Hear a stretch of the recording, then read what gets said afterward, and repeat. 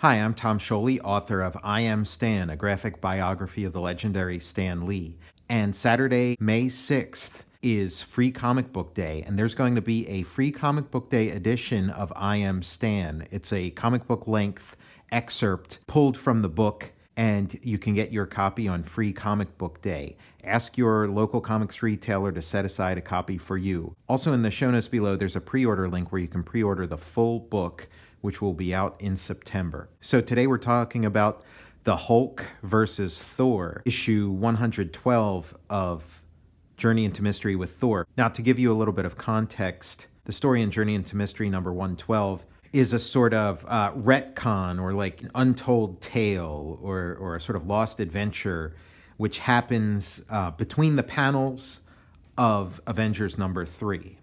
So for a little bit of context, I'm going to show you Avengers number 3, which I have in this Incredible Hulk compilation. And so here it is, The Avengers Meet the Submariner. Written by Stan Lee, illustrated by Jack Kirby, inked by Paul Reinman, lettered by S. Rosen. And as usual, this story is co-written by Jack Kirby, even though he's just credited as illustrator. Thor's looking very serious in this splash page. So the Avengers are getting together for a meeting. The Hulk left in a huff at the end of issue 2 of the Avengers, and so now they're trying to find the Hulk. They can't leave somebody that dangerous just out and about. So they're sending out word, and it's a nice way to get some plugs for the other books. Iron Man uses his image projector to send himself to visit the Fantastic Four, and he's asking them if they've seen the Hulk. First, he meets up with the Thing. "Forgive my sudden appearance, fella. I have a request to make." "Send us a letter, pal. I've got a date tonight, and I ain't breaking it for anyone." "But I'm trying to locate the Hulk. I thought you might help." "What do I look like, a bloodhound? Now step aside. You're breathing on my buttercups." I always heard that the Thing was bad-tempered, but there's the one I want, Mr. Fantastic. But Mr. Fantastic is busy. He's in the middle of an experiment, and Sue is leaving for a fashion show. "Well, if you should hear anything about the Hulk, if I do, I'll be happy to contact you. And now I can't let those ion tubes burn out. If I bump into him at the fashion show, I'll give you a jingle. Ta-ta, boys." So that didn't work out. Now he's asking Spider-Man. Great little angle here on Spider-Man. Love the perspective on it. This sort of straight down shot. If we would have gotten like little Spider-Man run by Jack Kirby, that would have been pretty nice. Would have been a nice thing for him to pick up on, after Ditko left. Might have been an interesting what if. And now he's asking the X-Men. So yeah, nobody's seen the Hulk, but they send out word via ham radio to Rick Jones. Rick Jones goes out, and what do you know? He found the Hulk. So we got some sort of, standard Hulk stuff. He turns into Bruce Banner. He turns back into the Hulk. The Teen Brigade get involved. The Avengers get word. I like the way that his mask flips up here. Again, Jack Kirby, he's always tinkering with the gadgets and things. Really like it. And then here's our buddy Thor. This is Thor's Day Comics, after all. And so here he is doing his big transformation. And the first one to find the Hulk is Iron Man. He gets snagged, uses his transistor-powered energy blasters to, fling some rocks at the Hulk. This is, some inventive Kirby stuff. The Hulk, wrings out a cactus to sort of squeeze all the needles at Iron Man. Pretty cool gimmick. Ant-Man and Wasp get caught in the crossfire. The ants build a little dam that makes the Hulk get all wet. Iron Man's wrestling with him. Now Thor shows up. Hulk's doing like an alley-oop. Then he jumps into the air. Thor says, "After him!" And they go up to get him, but then the Hulk comes right back down, crashes through the ground into an abandoned mine, hops onto a train, throws one of the train cars at them. This is a lot of action. This is a lot of action in one page. Really great stuff. Thor smashes the train car that the Hulk threw at them. And Iron Man remarks, "That hammer of yours sure is a handy gizmo to have around, Thor." Now Thor's got the Hulk at a disadvantage, but then the Hulk wraps him up in steel cable. Now Giant Man's getting in on the act. The Hulk dumps some flour into the steam stack, makes a bunch of smoke, Giant Man gets whapped in the face as the train goes into the tunnel, and everybody's recovering. And now Submariner gets involved, gets in the act. They meet at an island. Of course, their first meeting can't be cordial or peaceful. It has to break out into a fight. This is a Marvel comic, after all. Nice little fight sequence with Submariner. Thor remarks, "This time there can be no pulling of punches. No mercy asked or given. Yes, by Asgard, this time we fight to the finish." The Hulk and Submariner have teamed up, and it's going to take the Avengers to defeat them. And they're holed up on an island. They got this cannon that's shooting. Thor is about to hit the shell that's being launched at them, but at that last split second, Iron Man uses magnetic resistance to send it right back at those guys, because if Thor had hit it with his hammer, it would have exploded and harmed everybody. Maybe not him, but everybody else isn't quite as invulnerable as Thor. It goes flying back at Submariner and the Hulk. Thor flings his hammer. It ricochets every which way, flies back to his hand. The Hulk's smashing, knocks the Wasp out of the sky, and she's so tiny nobody else can see her. She's afraid she might get trampled, so she hides in a little divot in the ground.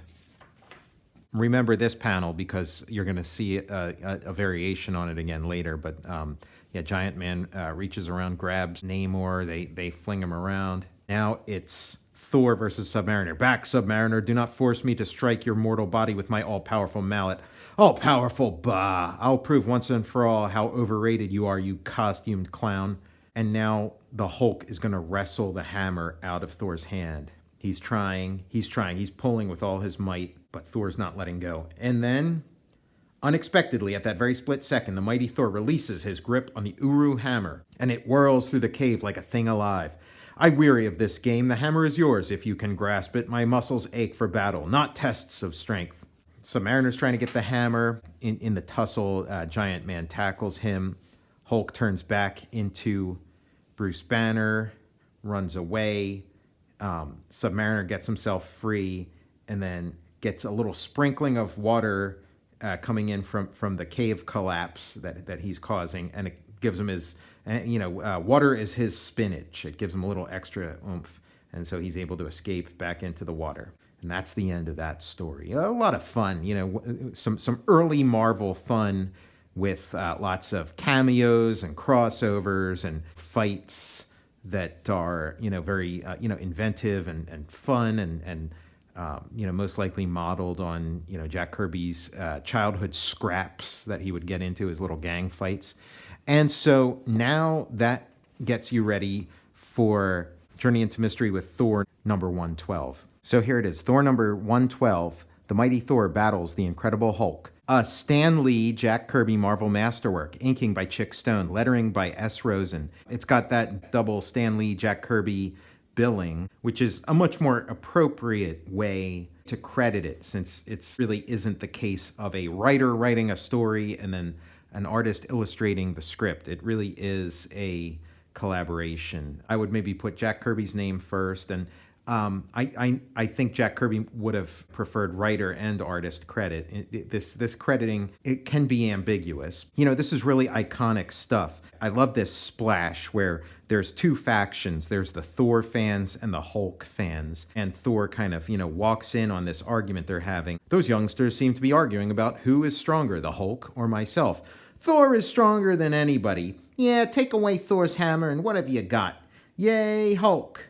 Aw, Thor could mop up the place with that dumb Hulk." "Dumb, huh? So how come nobody's ever licked him? Thor is the greatest. No one can beat old Greenskin." I don't know if, this is what was going on in the letters columns of, who asking questions of, who's stronger, Thor or the Hulk? Because the Hulk is always sort of posed as the powerhouse of the Marvel Universe. And I like this idea of these factions. And I think it's probably actually good business and maybe a good instinct that Stan and Jack had to have this idea of two factions pitted against each other. I think it encourages engagement, sort of rooting for your favorite against, the other guy's favorite. And I mean, these are the questions that come up with fans, who's stronger, And now Thor shows up and they want him to settle it. But the Hulk people say, no sense asking Thor. Naturally, he'll say that he's the strongest. I heard what you said. Know you all that the son of Odin speaks only the truth. Sure, Thor, no offense meant, honest. But what about the Hulk? Is he stronger than you or what? Sometimes brute strength alone is not the important thing. Ah, come on, that's no answer. Who's the strongest? Maybe he doesn't want to tell us. No, I shall tell you. Hearken. There was a time that I fought the Hulk. Parts of that battle are now in the public record, while parts are not. That's right, I remember. It was months ago. You were with the rest of the Avengers. And so then we get Thor telling the story of Avengers number 3, when they faced the Hulk and Submariner. And so Jack Kirby gets a chance to sort of, redraw and retell this story. Anytime he retells a story, he adds some wrinkles. It gets a little tighter, a little more focused. The perspective here, really nice. We remember this similar shot in the previous story. They're fighting, and pretty soon it's Thor versus the Hulk. But what happened next? According to the papers, Submariner and the Hulk just kind of ran off. I'll bet there was more to the fight than that. Yes, there was much more. There was a battle between the Hulk and me, which no one else knew about. Look at this beautiful composition, this little triangular composition that forms a window into, the fight that we're, really focused on, Thor versus the Hulk, kind of, pulling you into this battle. I mean, bravo. It happened at the height of the battle, while my fellow Avengers were trying to find a way to stop Prince Namor without actually injuring him. The Hulk and I were all but forgotten in the shadows. And so there they are, fighting in the background, between the panels. Now, it didn't quite unfold this way in the previous comic, but that previous comic is that there's this real thing called the Marvel Universe, and that the comics we're reading are just reporting on that universe, and sometimes they're inaccurate. Sometimes there's inaccuracies, and if you can point out those inaccuracies, you can get a no prize. And so here they are fighting. Really great stuff. He forms this vortex with his hammer that the Hulk can't get through, and it creates a little gateway to Asgard. He sends a psychic message to Odin, and Odin's looking super impressive here, this sort of upshot. He's on a hunting trip. He's got his falcon. He's looking down. His furry cape is blowing in the wind, and he tells his son, direct your thoughts to Asgard, god of thunder, and I shall hear them. And so Thor is asking the god of the gods to suspend the magic of his hammer for 5 minutes so he can prove once and for all to the Hulk who's stronger. And so Odin, with this sort of hand of God, says, so be it, my son. Most noble father, I crave 5 minutes during which I may retain my power without my hammer, for I would test my strength against a mighty enemy in a hand-to-hand battle. So be it, my son. So now the hammer is no longer magical. He throws it at the Hulk, and the Hulk is like, yes, at last I have it. And now because it's not magical, the Hulk can lift it. And he tries to hit Thor with it. Thor knocks him over. It doesn't quite say this in the script. It just sort of says that he's throwing his hammer away, but it goes to the Hulk. But maybe he's even saying, in Kirby's, pantomime version, maybe he's even saying hey, if you, Hulk, if you think this hammer's what makes me so tough, then here, you have it. See if you can beat me with it. I'll beat you with one arm tied behind my back. That sort of thing. I'll give you a little bonus, and I'll still kick your ass. And so we get this really nicely choreographed fight, great back and forth. The Hulk has threatened to destroy his hammer. He has not taken his eyes from my hammer. Still, he hopes to destroy it. I must move with blinding speed. So he sort of takes his hammer back because he sort of, realized that without the enchantment, maybe the Hulk could destroy it. Now the Hulk rips some stuff out of the wall. He is tearing that long-hidden World War II mine from its cache within the wall. His fingers are like 10 iron crowbars. Nice job, Stan. That's some pretty nice writing. Very, very evocative. Fingers that are like 10 iron crowbars. I like that. The Hulk pulls this mine out of the wall, throws it at Thor. It explodes. Thor's stunned. And now, this is a famous panel right here. But man, look at that. You wouldn't want that coming at you. Here's the Hulk, almost a Thor's eye view. You're kind of viewing right over Thor's shoulder. You're right in there with them. And man, punches the wall. Thor gives a kick. And then he's kind of getting his strength together. And now you shall learn that there is power beyond the power that lies within your sinews. There is more to strength than size alone. And bam, he's battering the Hulk. This is great stuff. And now the Hulk's, got both his hands, and Odin's watching in. My son fights valiantly, as an immortal should, against a most awesome foe. If he is to triumph, it must be soon. His allotted 5 minutes are rapidly fleeting, and I must do nothing to affect the battle's final outcome. So there's a little hourglass going. Nice little shot of Asgard from an angle we haven't really seen it before. And I like this sequence too, this progression. The Hulk is holding, this is, again, these are like wrestling comics. The Hulk's holding his arms, then he kind of steps up onto Thor's legs, and then, either Thor's lifting him in the air or he's jumping in the air, but in any event, he comes down hard on top of Thor and then flings him at a wall. And now the wall collapses, and the Hulk, has been his undoing.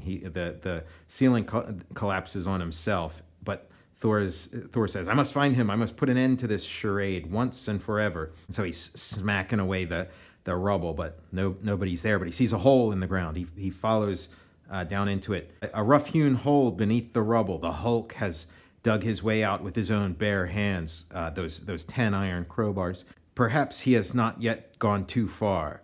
There may still be time to find him. Only scant seconds remain, and I cannot give my son more time than the amount he requested.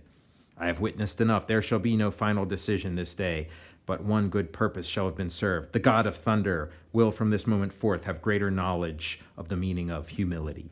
And that's something, that's a theme, throughout the series of like Thor having to learn humility. I wish that was sort of, more evident in Thor's actions than it is just in like Odin's pronouncements. It would be interesting, to have Thor like really need a lesson in humility, and maybe this is the beginning of it. But I feel like the way Thor is written in general, he seems like a pretty humble guy. Like he's not. I could see Hercules needing a lesson in humility. But again, the idea of stopping in the middle of a battle to sort of have some kind of pissing contest with the Hulk, probably is a not so humble thing to do. It's kind of letting your ego drive things. And so now back to the story, back to the Avengers number 3. Hulk and Submariner, they have the drop on Thor, and then his hammer flies back, and then we know the rest of the story. Gosh, Thor, you haven't said anything for minutes. What happened next? He's just sitting there as though his thoughts are a million miles away. They probably are. What about the rest of that fight, Thor? The fight? There is nothing more to tell. The Hulk seems to have vanished. I found no further trace of him until... But that is another tale. But you still haven't told us. Who's the strongest? I can only guess at the answer, but I can offer no proof. Therefore, I shall say nothing, for the God of thunder does not scatter his words rashly to the winds. And so he takes off, and we see the Hulk. I must find Thor someday, and I must crush him as only I can. Nothing can stand in my way. Nothing can defy my might. Someday we'll meet again, and Thor will be smashed forever. So, this is accomplishing a lot of things. It's it's stoking the fires of this sort of, rivalry, for the fandom, or this perceived rivalry for the fandom, or maybe even creating it, to sort of, get the readers a little more amped up and with their interest in these books. It's also, plugging the Hulk's appearances, his comic.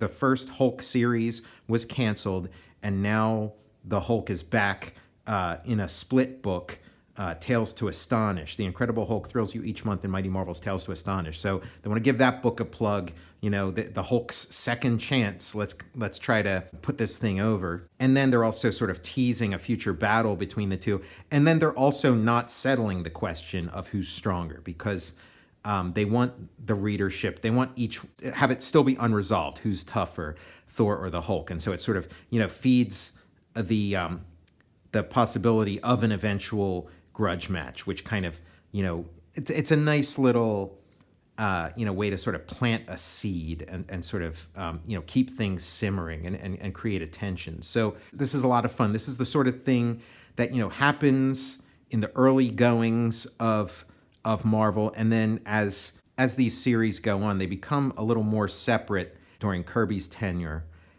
So it is a lot of fun. I tend to favor the deep dives into Thor's mythology, but I think this sort of change of pace is nice. And I know these kind of stories, they are very popular, and it's something that, at the time you'd only really get from Marvel, of having this like interplay between the various people in their across their various books, making the whole thing feel very cohesive, and that there's some like overarching purpose to it, and that it's like a real world that you can just sort of visit every month. I'm Tom Scioli, author of Jack Kirby, The Epic Life of the King of Comics, and I Am Stan, a graphic biography of the legendary Stan Lee. Saturday, May 6th is Free Comic Book Day, and there's going to be a Free Comic Book Day edition of I Am Stan. It's a comic book length excerpt of the larger I Am Stan book. Ask your local retailer to reserve a copy of that Free Comic Book Day edition for you. And in the show notes below, there's a pre-order link that you can follow to pre-order the full version of I Am Stan, which will be out in September. I'll see you next Thursday.